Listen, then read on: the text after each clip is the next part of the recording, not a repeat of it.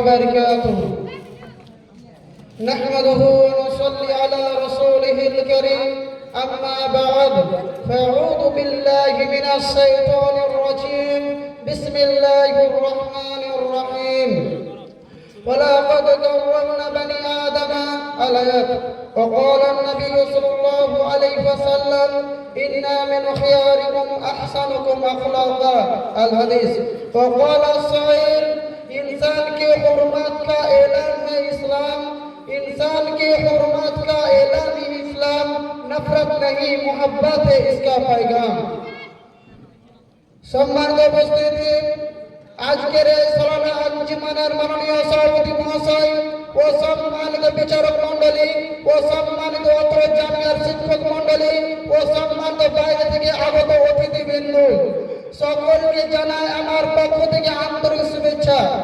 আজ আমি আপনাদের সামনে যে বিষয়বস্তুটি নিয়ে উপস্থিত হয়েছি সেই বিষয়টির নাম হচ্ছে ইসলামে মানবতার সম্মান।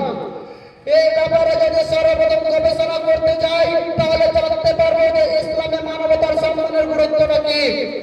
ইসলামে মানবতাকে সর্বোচ্চ সম্মান দিয়েছে, যেখানে আল্লাহ তাবারক ওয়া তাআলা প্রত্যেক মানুষকে সৃষ্টির সর্বাধিক হিসেবে উল্লেখ করেছেন এবং প্রত্যেক মানুষের জীবন ও মরণ অধিকার রক্ষা করা প্রত্যেক মুসলিমের দায়িত্ব। এর মূল ভিত্তি হলো প্রত্যেক মানুষের প্রতি সমান সম্মান ও সমতা ও অধিকার রক্ষা করা, যা আল্লাহর কোরআন দ্বারা শিক্ষা এবং মুহাম্মদ সাল্লাল্লাহু আলাইহি সাল্লামের ঝুঁক দ্বারা প্রতিষ্ঠিত। কেননা ইসলামে মানব সম্মান সম্পর্কে আল্লাহ তাবারক ওয়া তাআলা তিনি পবিত্র কোরআন মাধ্যমে ঘোষণা করেছেন। সূরা বনী ইসরা আয়াত নম্বর 70 আল্লাহ তাবারক ওয়া তাআলা তিনি বলেন ওয়ালাকাদ কাররামনা বানি আদম, অবশ্যই আমি আদম সন্তানের মর্যাদা বৃদ্ধি করেছি। ওয়াকুর আয়াতের স্পষ্ট বোঝা যায় যে আল্লাহ তাবারক ওয়া তাআলা এখানে শুধু মুসলমানের প্রতি নয়, মুসলিম ও মুসলিম সকলের প্রতি আল্লাহ তাবারক ওয়া তাআলা মর্যাদা বৃদ্ধি করেছে। এছাড়া আল্লাহ তাবারক ওয়া তাআলা সূরা মুলক আয়াত নম্বর 2 আল্লাহ তাবারক ওয়া তাআলা বলেন আল্লাযী খালাকাল মাউতা ওয়াল হায়াতা লিয়াবলুয়াকুম আইয়ুকুম আহসানু আমালা। অবশ্যই আমি মরণ এবং জীবন সৃষ্টি করেছি শুধু তোমাদের পরীক্ষা করার জন্য যে তোমাদের মধ্যে কে উত্তম আচরণকারী।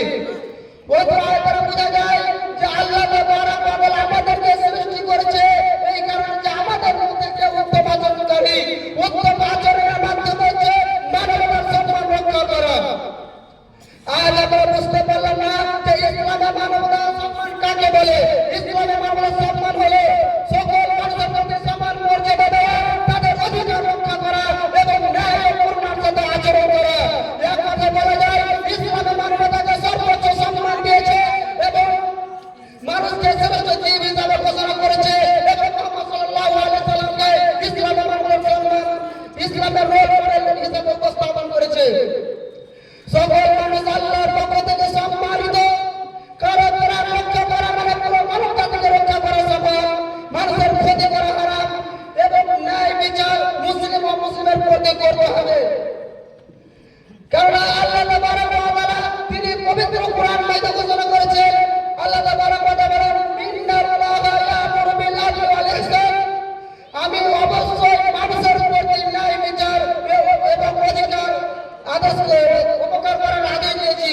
ওই আয়াতে বোঝা যায় যে আল্লাহ তাবারক ওয়া তাআলা আমাদের মানুষের প্রতি মুসলিম ও মুসলিম সকলের প্রতি আল্লাহ তাবারক ওয়া তাআলা ন্যায় বিচার করা এবং উপকার করার আদেশ করেছেন। এজন্য নবী করিম সাল্লাল্লাহু আলাইহি সাল্লাম হাদিসের মধ্যে বর্ণনা করেছেন ইন্না মিন খিয়ারিকুম আহসানুকুম আখলাকা, তোমাদের মধ্যে ওই ব্যক্তি সবথেকে ভালো, আল্লাহর কাছে সবথেকে ভালো ওই ব্যক্তি যার চরিত্র সুন্দর। ওই হাদিস দ্বারা বোঝা যায় যে আমরা যদি আল্লাহর কাছে প্রিয় ব্যক্তি হতে চাই তাহলে আমাদের কি করতে হবে? চরিত্র সুন্দর করতে হবে।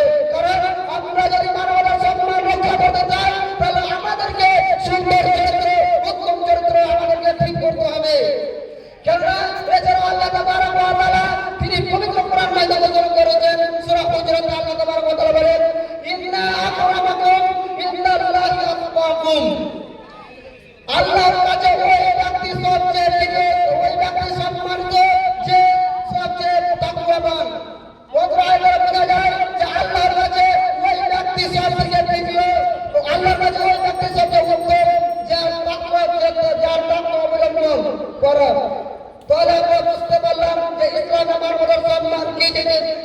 ইসলামের মানবতা, সুতরাং ইসলামের মানবতা সম্মান এটি একটি ধারণা নয়, বরং এটি একটি জীবন ব্যবস্থা। আসুন আমরা সকলে মিলে ইসলামের এই মহান শিক্ষাকে ধারণ করে নিজেদের জীবনকে মানবতায় পরিপূর্ণ করি এবং বিশ্বজুড়ে শান্তি ও সম্মানের বার্তা ছড়িয়ে দিই।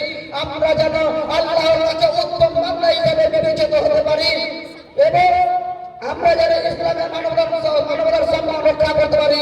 সকলে বলেন আমিন। আসসালামু আলাইকুম ওয়া রাহমাতুল্লাহি ওয়া বারাকাতুহু।